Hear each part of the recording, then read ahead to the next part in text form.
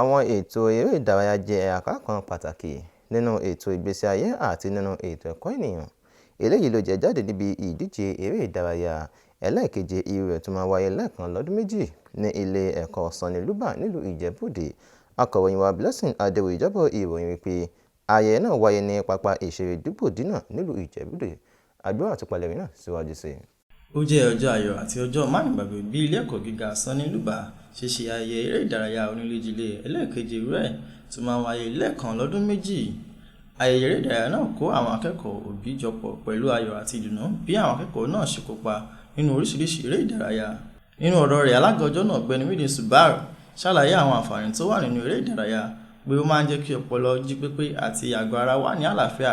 Ó gba àwọn òbí níyànjú pé kí wọ́n máa ṣe kóríyá fún àwọn ọmọ wọn tó bá kópa nínú eré ìdárayá.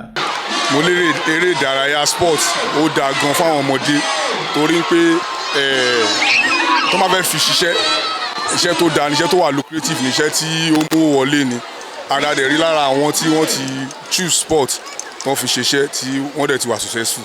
Nígbà tí olùdarí ilé ẹ̀kọ́ náà sọ̀rọ̀, Ọ̀gbẹ́ni Akínlẹ́yẹ Muritàlá ṣàpèjúwe pé eré ìdárayá jẹ́ pàtàkì nínú ètò ẹ̀kọ́. Ó sì rọ àwọn òbí láti jẹ́ kí àwọn ọmọ wọn máa kópa nínú eré ìdárayá fún ìdàgbàsókè àwọn akẹ́kọ̀ọ́. Tí ó jẹ́ kí a máa ṣe ètò eré ìdárayá fún àwọn ọmọ ni pé àwọn èèyàn wa ò kí ń ka eré ìdárayá sí nǹkan tó pàtàkì. Wọ́n máa rò pé ká kọ́ ọmọ ní ìwé nìkan ni, ṣùgbọ́n tí a bá fún wọn ní ààyè láti ṣe eré ìdárayá náà, orí wọn á jí pépé, á ràn wọ́n lọ́wọ́ láti lè mọ ìwé tí à ń kọ́ wọn dáadáa. Àwọn ohun tó ṣe pàtàkì ní ọjọ́ náà ni ìdíje eré ìdárayá oníléjilé níbi tí ilé Túwàṣẹ Aláwọ̀ Aró ti gbé igbá orókè nínú gbogbo ìdíje tó wáyé. Tí ilé Sunny Akínsànyà Aláwọ̀ Ewé gbé ipò kejì, ilé Ọ̀ṣínkọ̀yà Aláwọ̀ Olómi Ọsàn gbé ipò kẹta, nígbà tí ilé Ashiru Balógun gbé ipò kẹrin.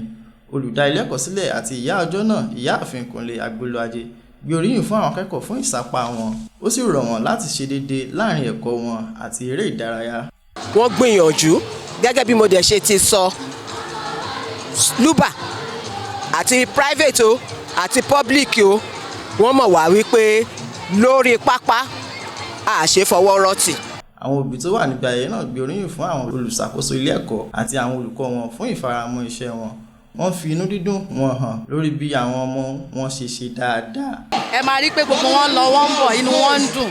Àwọn olùkọ́ náà wọ́n fọwọ́sowọ́pọ̀ pẹ̀lú ilé ìwé àtàwọn òbí náà, gbogbo wọn fọwọ́sowọ́pọ̀. Nǹkan tó fà á tí gbogbo ẹ̀ ṣe ń lọ létòlétò nìyẹn. Gbogbo ẹ̀ lọ létòlétò, gbogbo ẹ̀ dẹ̀ lọ ní ẹsẹsẹ, a dúpẹ́ f'Ọlọ́run. Mo ń rọ̀ àwọn akẹ́kọ̀ọ́ wa pé kí wọ́n má ṣe dúró, kí wọ́n tẹ̀síwájú níbikíbi tí wọ́n bá ti bára wọn, kó má ṣe dẹ́kun àti máa ṣe eré ìdárayá. Ní ìparí, àwọn akẹ́kọ̀ọ́ ilé ẹ̀kọ́ náà kún fún ayọ̀.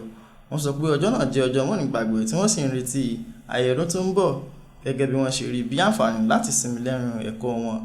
Láti lè ṣe NTA Ìjẹ̀bú-Òde, Ayọ̀mídé Ògúnkànmí ló ṣe àtúpalẹ̀ ìròyìn.